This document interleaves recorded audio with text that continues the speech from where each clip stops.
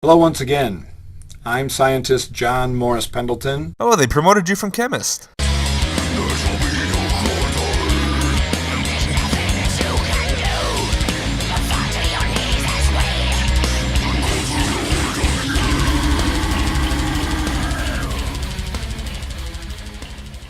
We're now beginning a series of 3 exciting conferences about dinosaurs. Hey, I didn't sign up for this, John. I'm doing fucking 1. That's it. If there's more than one of you there, It's just me, but what do you want? I'd like you to do me a favor. Let's just take a few moments. I'm going to ask you about some 15 different questions. And if you're more or less agreed, would you raise your hand? In fact, how many of you have a right hand? Oh, good. Just about everybody. You're a regular comedian, John. Why don't you go do comedy instead of this creationist stuff? I mean, you get booed off the stage, but it's got to be better than this. First of all, how many of you believe that dinosaurs did not ever exist? I'm going to say me. Can we stop now? How many believe that, yes, dinosaurs did exist? Okay, you caught me. I believe that. How many believe that dinosaurs are extinct? Well, it depends how you classify birds. How many of you believe that dinosaurs became extinct about 65 million years ago? I'm not going to get pedantic with the bird thing, so yes, fine. How many believe that dinosaurs are good evidence for evolution? In context, sure, so as long as we look at all the facts, then yes. Are you going to look at all the facts, John? How many believe that dinosaurs are evidence for creation? Ask me again at the end of the video. We'll see how I feel about it then. How many of you do not understand the questions? Okay.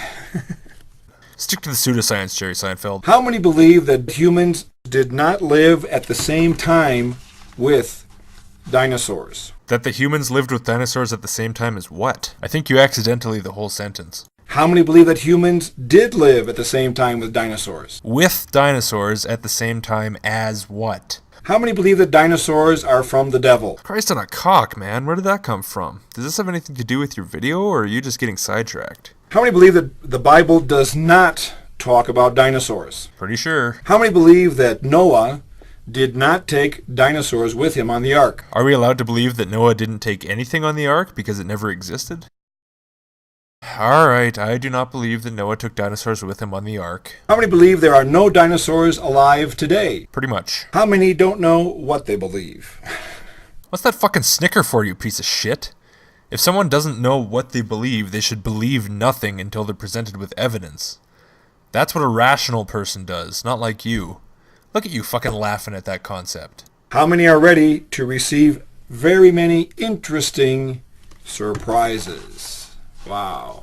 Daddy, does the bad man want to pound me? Gonna have a fun time. Not that. Anything but that. Now, not only am I a chemist and a scientist, Oh, a chemist and a scientist. Well, aren't you the Renaissance man? I'm also a magician. And I've got a little trick for you. Just when you thought it couldn't get any worse. This trick has a purpose to it. First of all, I'll impress you with the trick and tell you how to do it so you can impress your friends that aren't seeing this today. John, I'd rather shoot myself than do this trick in front of people. But the point of this trick is to learn an important lesson in life. Many times in life we receive or don't receive new information based on our previous experiences, and that's basically normal. But many times there's going to come new information thoroughly different from what we're used to hearing, what we come to believe that is really the right answer, is helpful information. And if you don't have an open mind to receive new beneficial information, you're going to lose out on a lot. Uh-huh. Now, in the case of this balloon and this sewing needle, we have the custom that the two don't mix. I know, you're going to put the needle through the thick part of the balloon at the bottom, and it's not going to pop because it's not stretched. I mean, anyone could figure that out without even thinking about it. Yeah, huh?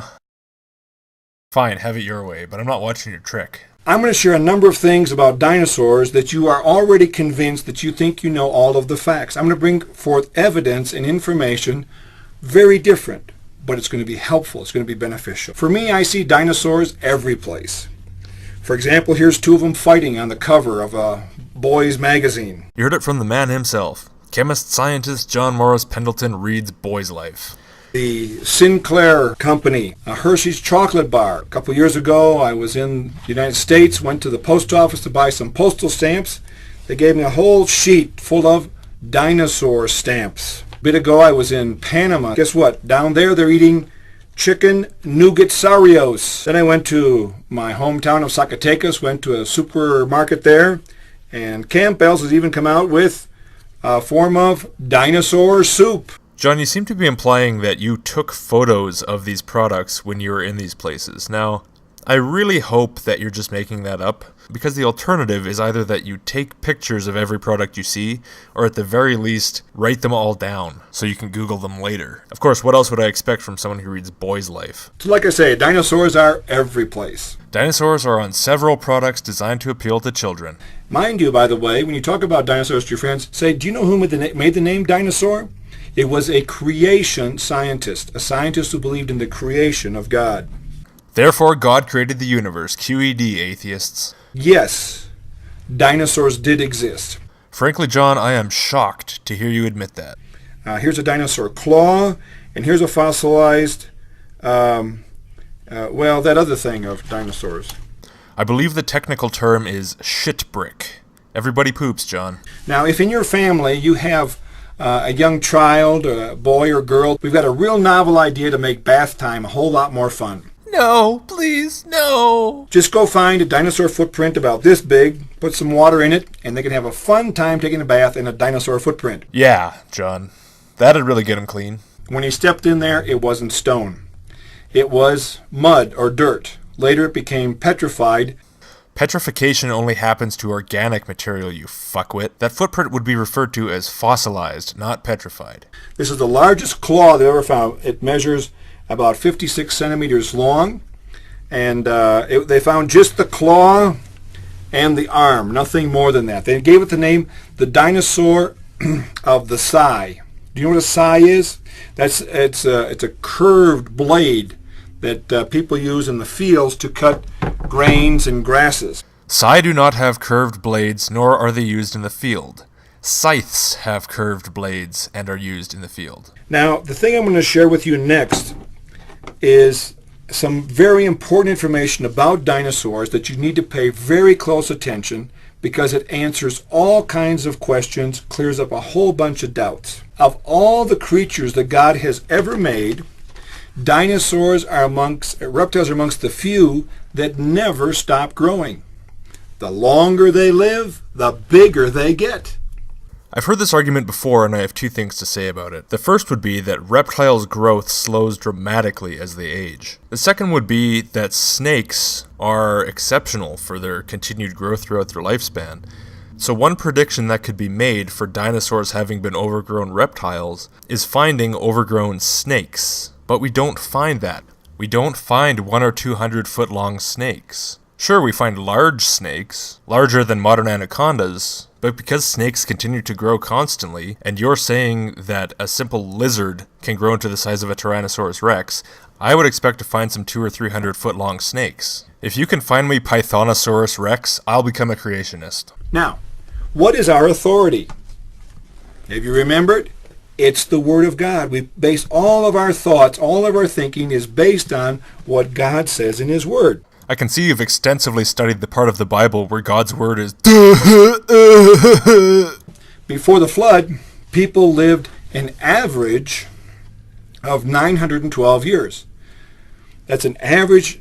Those are years just like the number of years I have, the number of years you have. Years were exactly the same. There was a special condition. In fact, we have a number of fossils of known insects and other animals that we know today, but back then they were much, much bigger. For example, we have the dragonflies, which today measure about 4 inches across their wingspan. Back then we have fossils of dragonflies that measured 6 feet. Dragonflies stop growing when they mature. A rhinoceros, 17 feet up to its shoulder. Rhinoceroses stop growing when they mature. A beaver, 8 feet tall, the size of a bear. Beavers stop growing when they mature. Grasshoppers, 24 inches long. Grasshoppers stop growing when they mature. And I'm sorry, ladies, girls, but we had cockroaches that measured 18 inches. Cockroaches stop growing when they mature. Everything grew bigger, lived longer before the flood. The question is, why? Let's go to our authority. Let's go to the Word of God. In Genesis chapter 1, it says, And God said, let there be a firmament in the midst of the waters, and let it divide the waters from the waters. And there's two bodies of water. And God made the firmament and divided the waters which were under the firmament from the waters which were above the firmament, and it was so. And God called the firmament heaven, and the evening and the morning were the second day. And so from this information in the Bible, we get this kind of a picture of the early earth. It was like inside a giant bubble of waters above the earth. This served for a number of purposes. One, it worked as a shield against the harmful radiation from the sun. Ultraviolet radiation, X-rays, cosmic rays. It increased the Earth's atmosphere, probably more than double atmospheric pressure. It made the Earth like inside of a giant greenhouse. The polar regions, as well as the equator, had almost the same temperature. Also, we find from samples of amber, that's fossilized tree sap, you remember that from the movie Jurassic Park, we find air bubbles that test out with 35% oxygen. Now, oxygen is one of the naturally occurring elements that is one of the best antibodies that we have. They use it to purify water. You bubble oxygen through anything and it tends to purify it. And so just everything would live longer, grow bigger. The average size of a species is genetically controlled, John. It's not controlled by the amount of oxygen in the atmosphere. The amount of oxygen in the atmosphere affects a species' evolution, but it doesn't determine the size of an organism over its lifespan. Disease can stunt an organism, but lack of disease is not going to cause an organism to grow to monstrous proportions.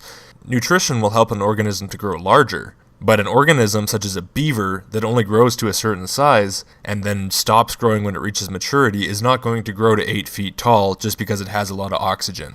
If you wanted to make up some bullshit to support your creationist hypothesis, you could have at least stuck to reptiles and not mentioned mammals and insects. Tyrannosaurus rex had teeth that were almost 6 inches long.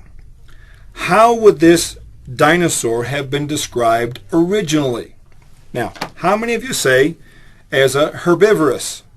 Ate herbs. I believe the word you're looking for is herbivore, and the definition is ate plants. This is the big question. What did the dinosaurs eat? Here we have 6 different teeth patterns of 6 different bats. Can you tell me which of these bats eats flower pollen? Which one eats small mammals? Which one eats fish? Which one just drinks blood? Which one eats fruit? Can you tell? Insects. Can you tell by the shape of their teeth? Of course not.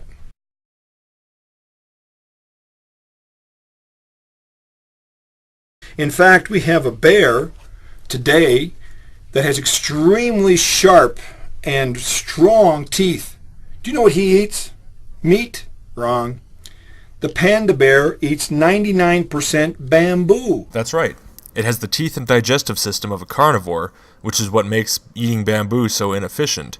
That's why it has to eat so much bamboo and spend most of its day finding food. The thing is, though, that bears aren't exclusively carnivores. They're omnivores, and that's why they have the flat, grinding teeth at the back like we do. Now let's try an experiment. Give a panda a full mouth of canine teeth, and then let's see how well it does eating bamboo. Because that's what you're proposing by saying the T-Rex ate vegetables. And by the way, by teeth formation, what does this guy eat? Can you tell? People? He doesn't even eat bananas. He eats all leaves. You'd never know that by the formation of his teeth. That's why you need to study it. Now, Tyrannosaurus rex had teeth. They were about 6 inches long. They were long, sharp, pointed. What can we know for certain about that? That, judging by its size, it was able to ingest large quantities of food, and so that its long, sharp, pointed teeth were useful for helping it to eat its food, which means that its food must be that which can be eaten with relative ease with nothing but long, sharp, pointed teeth, requiring no grinding as plants do? Or were you hoping for another answer? We have to be good scientists. He also said very short roots, less than 1 inch deep. What would happen if he would give a bite to a dinosaur with thick, tough hide? He'd bite right through it, because you made that up. What dinosaur is he going to hold with these little bitty forearms that he's got? He's got 2 big-ass legs, a tail to balance on while he uses his foot to hold down his prey, and a big-ass fucking mouth. Are you kidding me? The forearms just don't get used, and so they've shrunk over generations because they're fucking useless. Like a whale's legs. In Genesis 1:30 it says, God says, "And to every beast of the earth, and to every fowl of the air, and to everything that creeps upon the earth, in which is life, I have given every green herb for food," and it was so.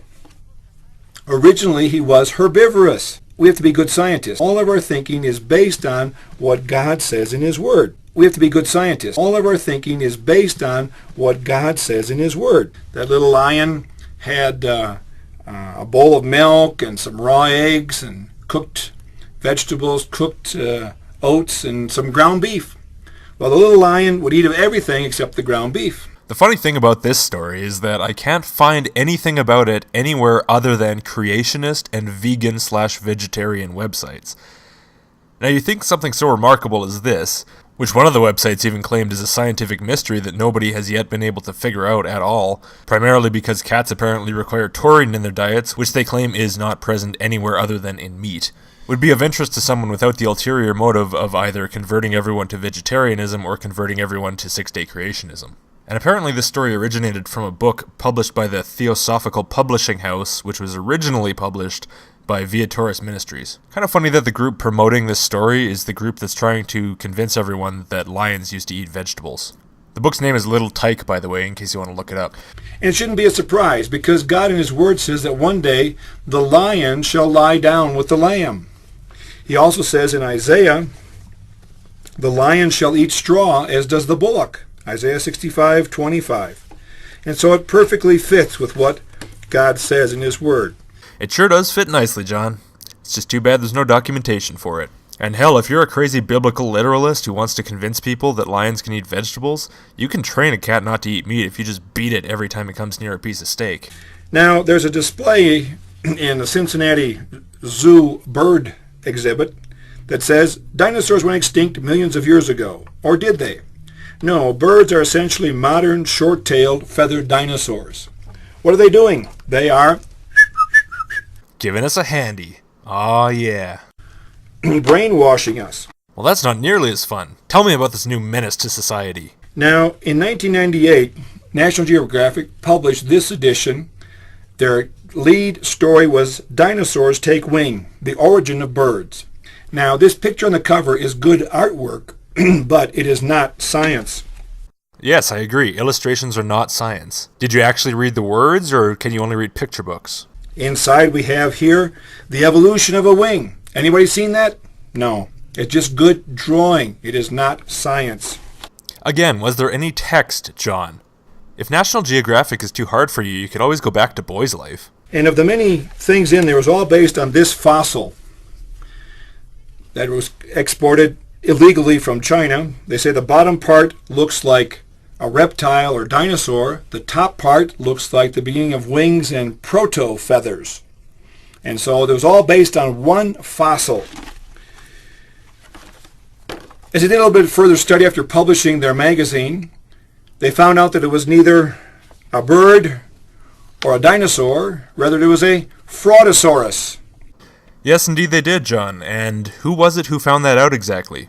Was it your creation scientist pals? No, it was the real scientists. If they wanted to convince everybody that it was real, why would they disprove themselves? Because they're scientists. That's what they do. They try to disprove their own findings. And sometimes they succeed. And when they manage to disprove their own findings, they accept the facts, and they discard the piece of forged evidence, and they move on. That's science. And the most funny part about this is, it's a National Geographic article. This was not published in peer-reviewed journals. This was published in National Geographic, a pulp science publication, if you even want to refer to it with the word science.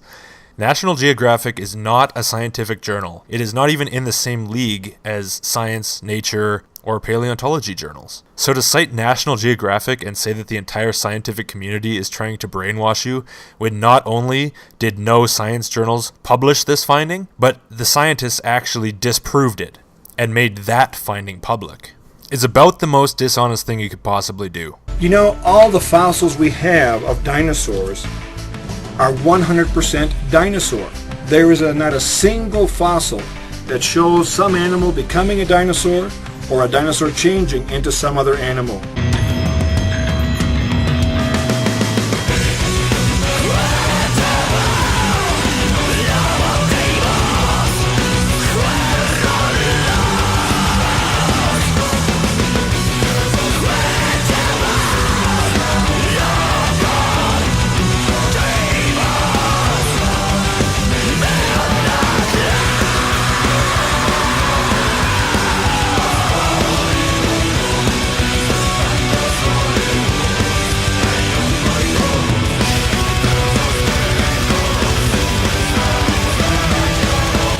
Dinosaurs prove the creation and the creator. God bless you, and we'll see you soon. Oh no, you won't see me soon. But maybe someday, you lying bastard.